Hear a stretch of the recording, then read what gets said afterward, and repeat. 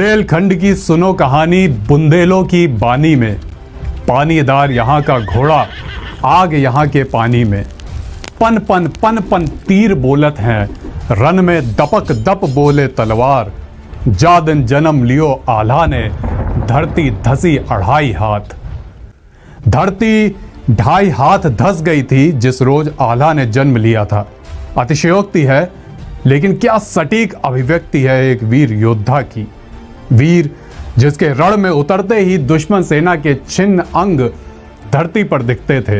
वीर जिसने हिंदुस्तान के रण में अंतिम हिंदू शासक के खिलाफ खम ठोका था, और न सिर्फ खम ठोका था बल्कि मैदान भी मारा था। वीर जिसकी वीरता की कहानियां आज भी गाई जाती हैं और उसी के नाम से गाई जाती हैं। हम बात कर रहे हैं आल्हा की, और आल्हा की बात कभी भी पूर्णता को प्राप्त नहीं हो सकती जब तक जिक्र उदल का ना हो। आल्हा उदल 2 भाई, बुंदेलखंड की धरती के वीर योद्धा, जिनका जिक्र ताजा हो गया जब हाल ही में प्रधानमंत्री नरेंद्र मोदी बुंदेलखंड पहुंचे। यूं तो आल्हा उदल का जिक्र किसी राजनेता के दौरे का मोहताज नहीं है, लेकिन हमें भी तो बहाना चाहिए आपको कहानी सुनाने का। तो ये बहाना ही सही। 11वीं सदी की बात है।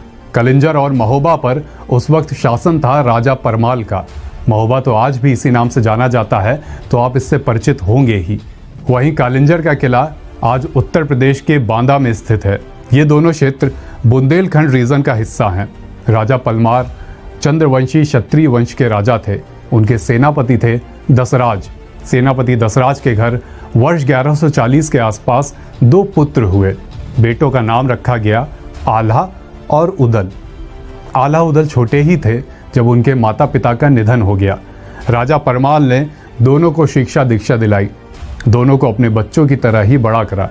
दोनों भाइयों की वीरता और साहस देखकर राजा परमाल ने उन्हें अपनी सेना की बागडोर सौंप दी, सेनापति बना दिया। बड़े लड़ैया महुबे वाले, जिनकी मार सही ना जाए, एक के मारे 2 मर जावें, तीसर खौफ खाए मरी जाए।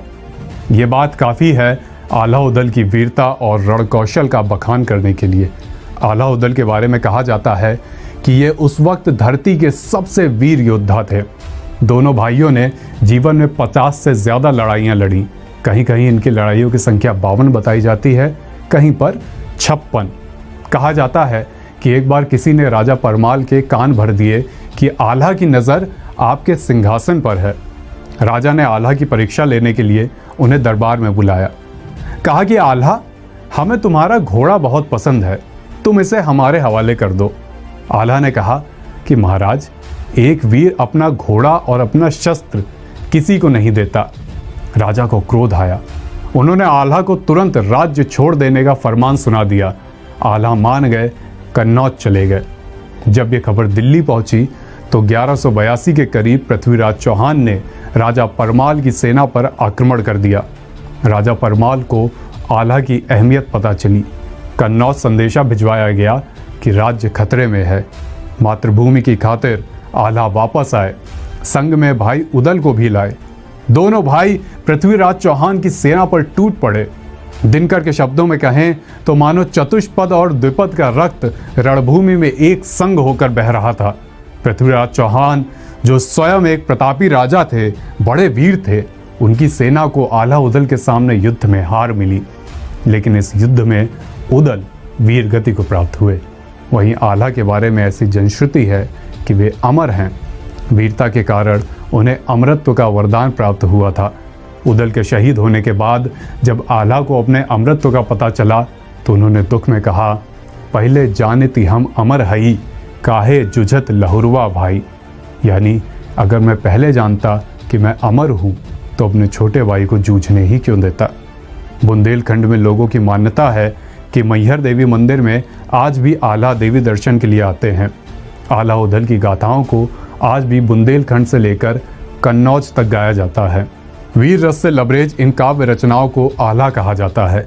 जब रात में पूरी पंगत बिठाकर ढोलक, मजीरे और कहीं कहीं सारंगी की धुन पर आल्हा गाए जाते हैं तो कोशिकाओं में रुधिर का संचार कुछ बढ़ जाता है। नसों की फड़फड़ाहट और तेज हो जाती है। आल्हा उदल की कविताएं, इनकी कहानियां, इनके गीत हैं ही ऐसे जिनका सार है कि जाके बैरी सम्मुख ठाड़े ताके जीवन को धिक्कार। जब कभी आप बुंदेलखंड जाएं तो इन कहानियों को जानने का, टटोलने का, इनको समझने का प्रयास करें। तब तक ये कहानियां हम भी पिरोकर आपके पास लाते रहेंगे। अगर ये वीडियो आप लोगों को अच्छी लगी होगी तो वीडियो को लाइक, शेयर और अतुल्य लोकतंत्र करके यूट्यूब चैनल है उसको सब्सक्राइब अवश्य कीजिएगा। और हाँ, मैं ये भी बता दूं कि जो आल्हा रुदल के कहानवा बबुआ माने के पड़ी, और ऐसे वीर बार बार जन्म नहीं लेते। धन्यवाद।